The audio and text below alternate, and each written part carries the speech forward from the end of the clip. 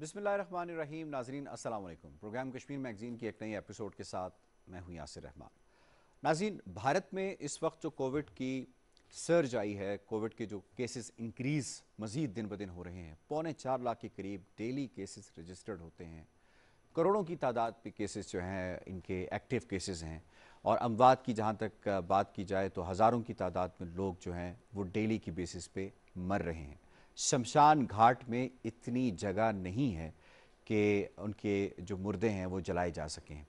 इसी तरीके से लकड़ी कम पड़ गई है कई रियासतों के अंदर शमशान घाट में लाने के लिए। थोड़ा सा पीछे चले जाते हैं, यानी जब किसी की मौत वाक़ई होती है तो उससे पहले वो हॉस्पिटल में उसको ले जाया जाता है। वहाँ पे जो बेड्स हैं उसकी सूरत हाल ये है कि उनके दे हैव आउट नंबर्ड, उनके पास कोई अब तादाद नहीं रही कि वो बेड्स अवेलेबल हो सकें। आईसीयू की तो अलग बात है, नॉर्मल जो वार्ड्स हैं उसके अंदर भी उनके पास जगह नहीं है, स्पेस नहीं है। लोग ऐसे विजुअल्स, ऐसी तस्वीर हमें हिंदुस्तान की कई रियासतों से सामने आई है जिसमें लोग सड़कों के ऊपर ऑक्सीजन के सिलेंडर्स लिए अपने प्यारों के साथ बैठे हैं, गाड़ियों में, रिक्शों में बैठे हैं ऑक्सीजन के सिलेंडर्स लिए। और सिलेंडर्स की अगर हम बात कर लें तो उसके बाद वहाँ पे एक ऑक्सीजन का क्राइसिस पैदा हो गया है। हुकूमत ने और बड़े मामलात, अपनी नेबर्स के साथ नफ़रत का जो मामला है उसको ले लें, या अपने साथ जो कम्युनिटीज़ हैं, ऐसी माइनॉरिटीज़ हैं, उनको दबाने का हवाले से उनके इक़दाम ले लें, या मकबूजा कश्मीर में जो कुछ वो कर रहे हैं उसको ले लें। सिर्फ उसी पे कंसंट्रेशन किए रखा। लेकिन उसके साथ साथ अगर हम ये देखें एक बात कि उन्होंने कोई प्लानिंग नहीं की, जिसकी वजह से 1 अरब से ज़ायद की आबादी को उन्होंने एक्सपोज कर दिया। और कई ऐसे लोग जो अब मजबूरन एक वक्त में हिंदुस्तान का साथ दे रहे थे, अब उसके ऊपर तनकीद करते हमें नज़र आते हैं बैरूनी दुनिया से भी, चाहे वो यूरोप हो चाहे वो अमेरिका से हो, कि नाक़िस मनसूबाबंदी की गई जिसकी वजह से लोग हज़ारों की तादाद में उसकी कॉस्ट बेयर कर रहे हैं। जहाँ तक मोदी को एक बैकफायर तो ये मिला कि नाक़िस मनसूबाबंदी की गई जिसकी वजह से ऑक्सीजन भी शॉर्ट हो गई, हॉस्पिटल्स में भी जगह ख़त्म हो गई, शमशान घाट के अंदर भी जगह नहीं रही। दूसरी तरफ उन्हें जो इलेक्शंस उनकी तीनों रियासतों के अंदर हुए वहाँ पे बहुत ही बुरी और फास्ट शिकस्त का सामना करना पड़ा। और उन्हें तीनों रियासतों में अगर देखा जाए तो उनको बहुत ज़्यादा, और ख़ास तौर पे जिस रियासत में बंगाल की हम बात करें वहाँ पे ममता बनर्जी ने उन्हें बहुत ही बुरे तरीके से हराया। ये एक पिक्चर ओवरऑल हमें इंडिया की नज़र आ रही है।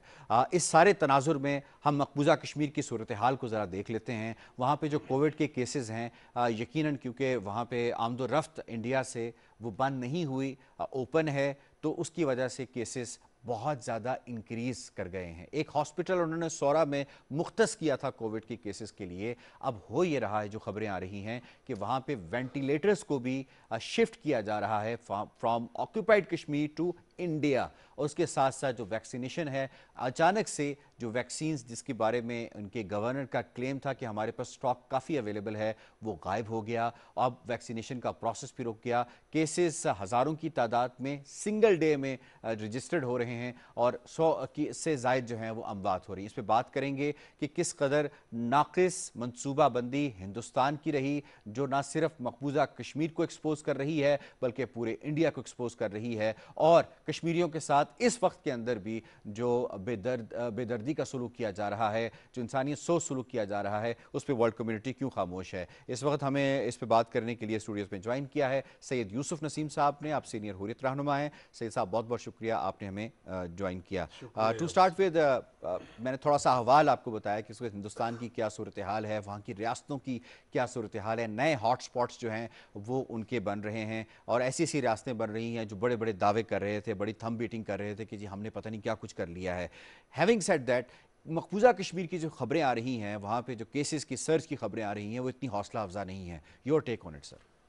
बिस्मिल्लाहिर्रहमानिर्रहीम। या साहब, शुक्रिया आपका। देखिए, जहाँ तक कश्मीरियों और हिंदुस्तान का ताल्लुक़ है, जिस तरह आपने मौजूदा सूरत हाल को कोविड-19 के हवाले से या इंडियन पॉलिसीज़ के हवाले से या इस वक्त इंटरनेशनल कम्युनिटी के इंटरेस्ट के हवाले से जो गुफ्तगू की, यकीनन इसमें मैं ऐसे इजाफ़ा करूँ कि हिंदुस्तान की और हिंदुस्तानी पॉलिसीज़ और हिंदुस्तान की हुकूमत, उनकी इंस्टीट्यूशंस, उनकी नज़र हमेशा कश्मीर पर रही, कश्मीरियों पर नहीं रही। यही वजह है कि कश्मीरियों ने रोज़ अव्वल से ही हिंदुस्तान को तस्लीम नहीं किया, और वहाँ जो कुछ भी इस वक्त हिंदुस्तान का है वो गैर कानूनी है, गैर अखलाकी है, इंटरनेशनल लॉज के ख़िलाफ़ है, टू नेशन थ्योरी के ख़िलाफ़ है, कश्मीरियों की मर्ज़ी के ख़िलाफ़ है। तो ये बात समझ में आती है कि कश्मीर के अंदर कश्मीरी मरे मिलिट्री की बंदूक से तो हिंदुस्तान खुश होता है, वो किसी बीमारी से मरे तो हिंदुस्तान खुश होता है। इसलिए कश्मीर में जिस तरह आपने फरमाया कि मकबूजा रियासत जम्मू व कश्मीर के अंदर जो सूरत हाल है कोविड-19 के हवाले से, मैं इसको ऐसे एक्सप्लेन करूँगा कि इससे पहले जो 5 अगस्त को हिंदुस्तान ने कश्मीरियों की शनाख्त छीनी, रियासत की हैसियत छीनी, रियासत को तकसीम किया, तो उसके बाद ये लॉकडाउन का सिलसिला शुरू हुआ। अभी 670 दिन हो गए। तो ये लॉकडाउन दुनिया की समझ में नहीं आ रहा था कि क्या है ये, बिल्कुल सही है। उस लॉकडाउन ने कश्मीरियों की इक्तिसादी हालत, माशी हालत को तबाह कर दिया। जो हिंदुस्तान चाहता था कि ये रोजी रोटी के लिए तरसे और हमें कहे यार हमें बस अब हम पुरानी तनख्वाह पर जबकि 5 अगस्त से पहले बिहार से लोग आके कश्मीर में मुलाजमत कर रहे थे। एग्जैक्टली इन्होंने ऐसा किया कि जितना भी आपका एग्रीकल्चर सेक्टर है या जितना भी आपका मजदूर और लेबर सेक्टर है, अब आप देखें कश्मीर के अंदर तो फॉरेस्ट से या वहाँ की आप पावर डेवलपमेंट ले लें, वहाँ आप जो रोड्स एंड बिल्डिंग्स कंस्ट्रक्शन ले लें, तो इन सब ने जो लेबर है वो बिहार से मंगवाया हुआ था, इसमें दो राय नहीं, और इंडिया की दूसरी रियासतों से भी। तो अब उनका ये मानना भी यही था कि किसी तरह ये 370-35A को ख़त्म कर किया जाए ताकि ये लोग इसको अपना ही वतन तस्वर करें। तो लेकिन इसमें हिंदुस्तान ने, आपने भी देखा, दुनिया देख रही है कि हिंदुस्तान ने पूरी ताकत को इस्तेमाल किया, 10 लाख फौज को इस्तेमाल किया, आपकी पूरी हुर्रियत क़यादत को जेलों के अंदर बंद किया, ख़वातीन को जेलों के अंदर बंद किया, बच्चों को शहीद किया, लोगों की आंखों की रोशनी छीन ली, स्कूल कॉलेज बंद हुए, जो हम पिछले 5 अगस्त 2019 से देखते आए हैं।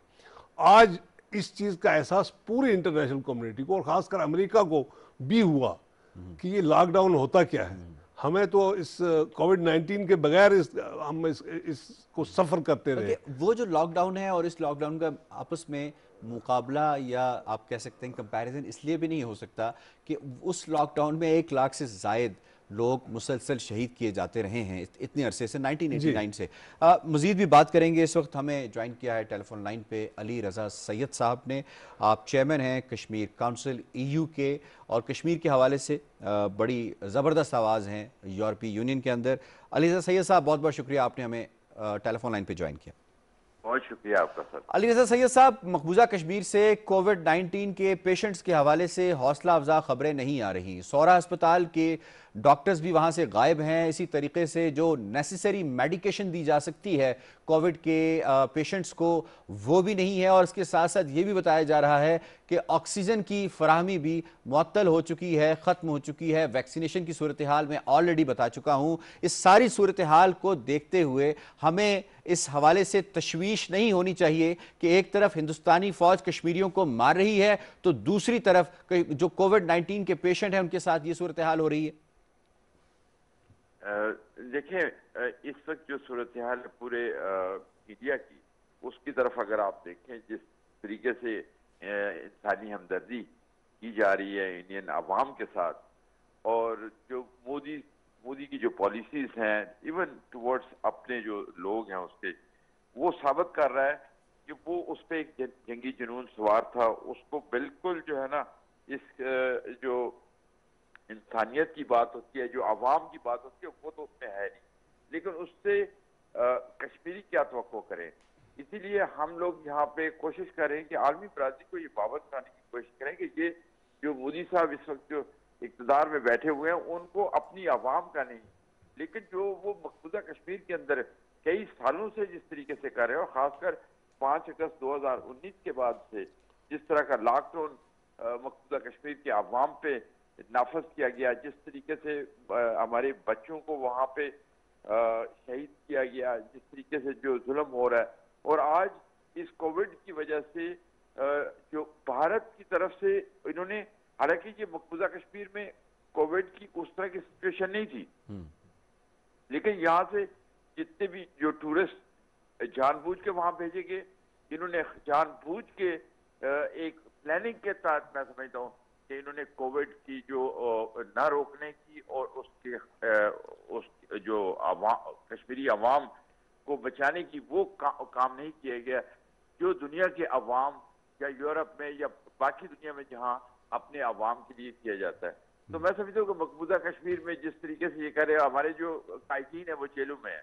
हमने यहाँ रिक्वेस्ट की है यूरोपियन हुकाम से भी कि वो हमारे जो कायदीन है। अली रज़ा सईद साहब, आपकी मौजूदगी का फायदा उठाते हुए ये बताइएगा कि सारी सूरत हाल जो अखबारात में भी किसी हद तक उससे भी हमें मालूम होती है, फिर जिस तरह से आपने बताया कि आपने भी इसको अप्राइज करने की कोशिश की जो रेलेवेंट कंसर्न क्वार्टर्स हैं उनके साथ, उसके बावजूद हमें किसी किस्म की कोई कंडमनेशन जो है इंडियन हुकूमत के लिए यूरोपीय यूनियन से या उनके MEP से नज़र नहीं आती कि मकबूजा कश्मीर में एक तो वो डिटेनीज के साथ क्या कर रहे हैं जिन्हें सियासी बुनियादों के ऊपर 5 अगस्त के बाद से पाबंदी सलासल किया, न सिर्फ कश्मीर में बल्कि कश्मीर से बाहर भी।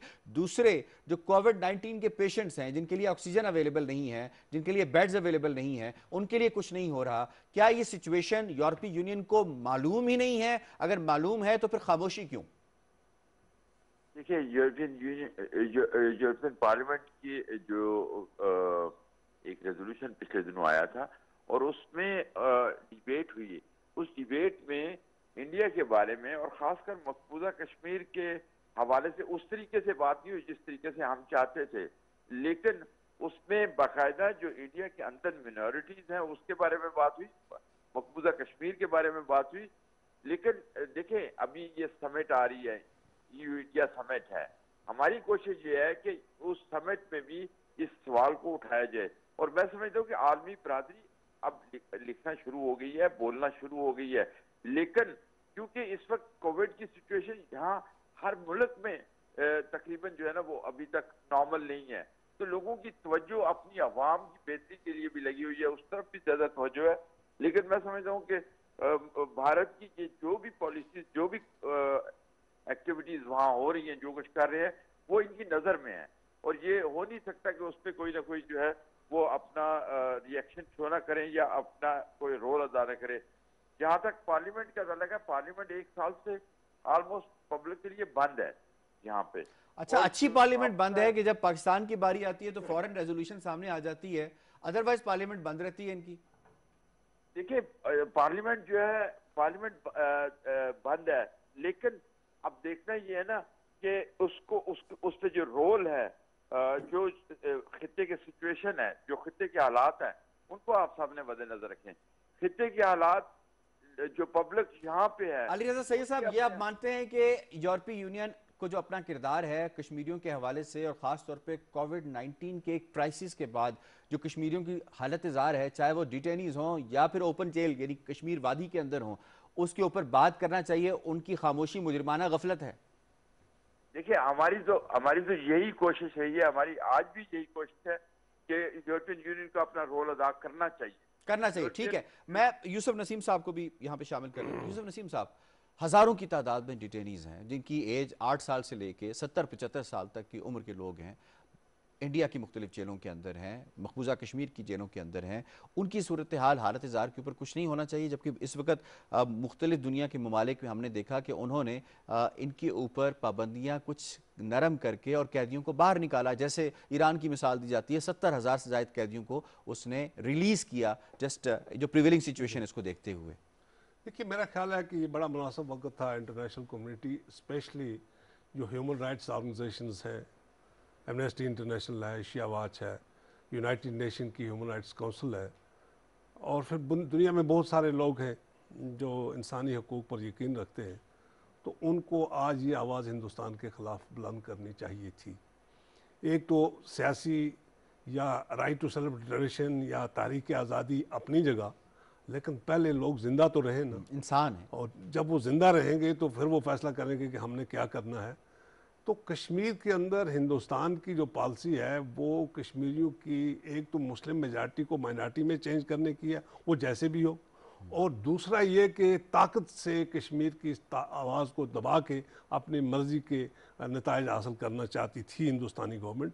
लेकिन इस वक्त हिंदुस्तानी गवर्नमेंट को थोड़ा सा सहारा मिल गया इस लिहाज से कि पूरे हिंदुस्तान के अंदर उनकी मिसमैनेजमेंट जो है वो जाहिर होगी। कश्मीर के हवाले से मैंने बात की, लिहाजा कश्मीर थोड़ा सा बैक बर्नर पर चला गया, क्योंकि हिंदुस्तान के अंदर जो इस वक्त क्राइसिस है जिनका तज़किरा आपने शुरू में ही किया, वो कब्रिस्तान का है, वो शमशान घाट का है, वो लकड़ी का है। वैसे सोशल मीडिया पे तस्वीर भी पिछले दिनों गर्दिश कर रही थी जिसमें वो पूरे हिंदुस्तान का जो नक्शा है उसको चिता के तौर पे उन्होंने पेश किया हुआ था, यानी बॉडी के तौर पे, और उसके ऊपर मोदी का जो है वो उसको पोर्ट्रे किया गया था और वो उसको आग लगा रहा है बेसिकली। बिल्कुल सही, ये बिल्कुल किसी ने, जिसने भी ये बनाया था कार्टून, ये बिल्कुल इस वक्त ग्राउंड रियलिटी की अक्कासी करता है। तो मोदी के बारे में यकीनन मेजॉरिटी नहीं, मैं कहूँगा माइनॉरिटीज़ हिंदू की ये ख्याल था कि अगर ये शख्स बरसर इक़्तिदार आ गया तो ये शायद इस हिंदुस्तान को सिकंदर आज़म का हिंदुस्तान बना लेगा, या मुग़ल आज़म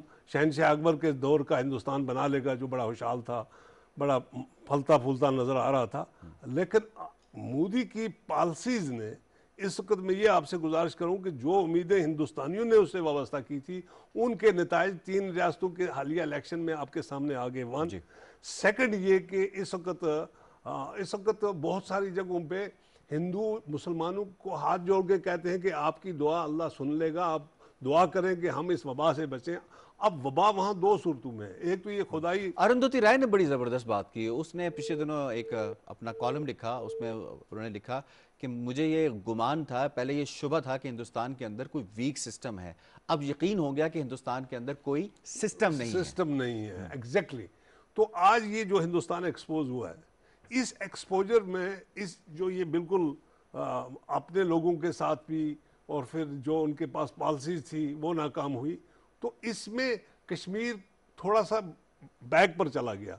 इसलिए कि अब जिस तरह आपने अभी फरमाया कि कश्मीर की आबहवा ऐसी है, कश्मीर के लोगों की ज़िंदगी का रहना ही सहना ऐसा है, मकानात का सिस्टम ऐसा है कि कश्मीर में हमेशा अल्लाह ने महफूज रखा। और अगर कोई भी हिंदुस्तान के ट्यूबरकुलोसिस पेशेंट उसको भी ला के गुलमर्ग में रखते थे, टंगमर्ग के हॉस्पिटल में, वो आबहवा से ही ठीक होके चले जाते थे। आज जो उन्होंने इस कोविड को सेल किया कश्मीर के अंदर सिस्टमेटिकली, जिसकी वजह से चाहे वो यात्रियों की शक्ल में भेजा, चाहे वो मजदूरों की शक्ल में भेजा, तो जिसकी वजह से इस वक्त आप कश्मीर के अंदर, और उससे पहले सोवरा इंस्टीट्यूट ऑफ मेडिकल साइंसेज सबसे बड़ा हॉस्पिटल है वैली के अंदर, उसके बाद SMH हॉस्पिटल है हेडवन अस्पताल के नाम से, फिर उसके चेस्ट डिजीज हॉस्पिटल है श्रीनगर में, वो भी बड़ा हॉस्पिटल है, और भी जितने भी हॉस्पिटल्स हैं, इनमें जितने भी सिस्टम था। अब ये अगर जम्मू में भी ऐसे हॉस्पिटल्स थे बड़े जो पुराने ज़माने से चले आ रहे, इसमें जितने भी टेक्निकल इंस्ट्रूमेंट थे वो वहाँ से शिफ्ट कर लिए गए हिंदुस्तान की दूसरी रियासतों में। तो ये इसका मतलब ये हुआ कि हिंदुस्तान इस वक्त मैं अपने भाई से ये गुजारिश करूँगा, या हमारे बैन अवी सतह पर जितने भी हमारे लोग काम कर रहे हैं, जितनी भी हमारी तंजीमें काम कर रही हैं, उनको ये चीज़ जो कश्मीर की है कि इस वक्त जब कश्मीरियों को मेडिसिन की ज़रूरत है, जब कश्मीरियों को भी इलाज की ज़रूरत है, ऑक्सीजन की ज़रूरत है, डॉक्टर्स नहीं है, डॉक्टर्स की ज़रूरत है, इस वक्त ये कश्मीर को उस लिहाज से भी लूट कर पीछे भेज रहे हैं ताकि यहाँ पे लोग ही ख़त्म हो जाएं।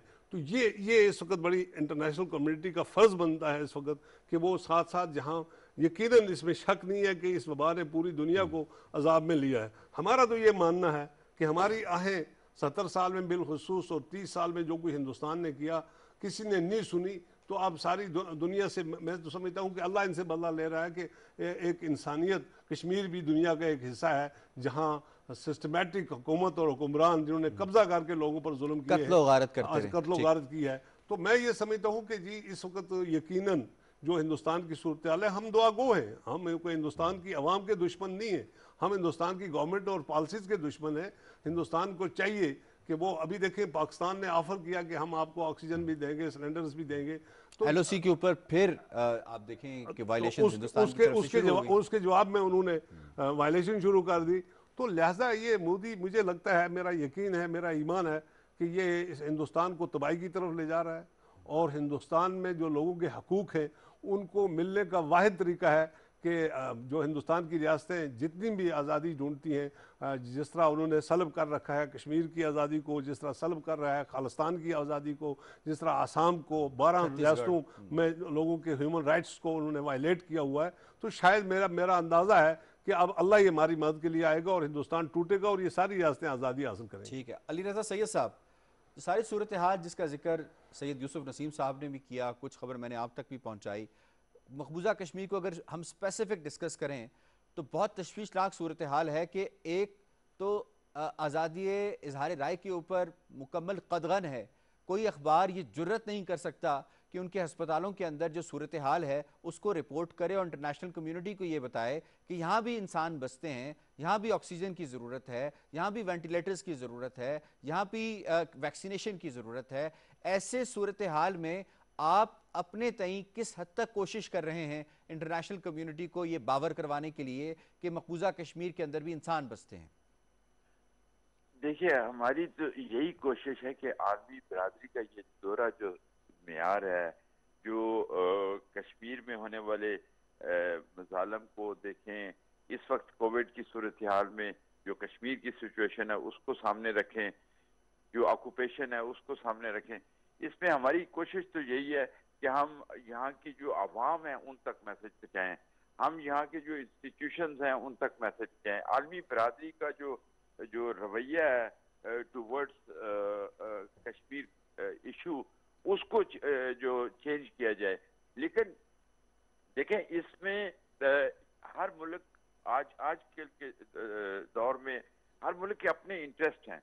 हमने देखना ये कि उनको उनके इंटरेस्ट जो है, हम कहते हैं कि आप अपना इंटरेस्ट जरूर रखें, लेकिन जो आप ह्यूमन राइट्स के चैंपियन बनते हैं, जब आप कहते हैं कि जहां भी दुनिया में ह्यूमन राइट्स वायलेशन होगी, अगर वो बात रशिया की आती है, अगर वो बात चाइना की आती है, अगर वो बात किसी और मुल्क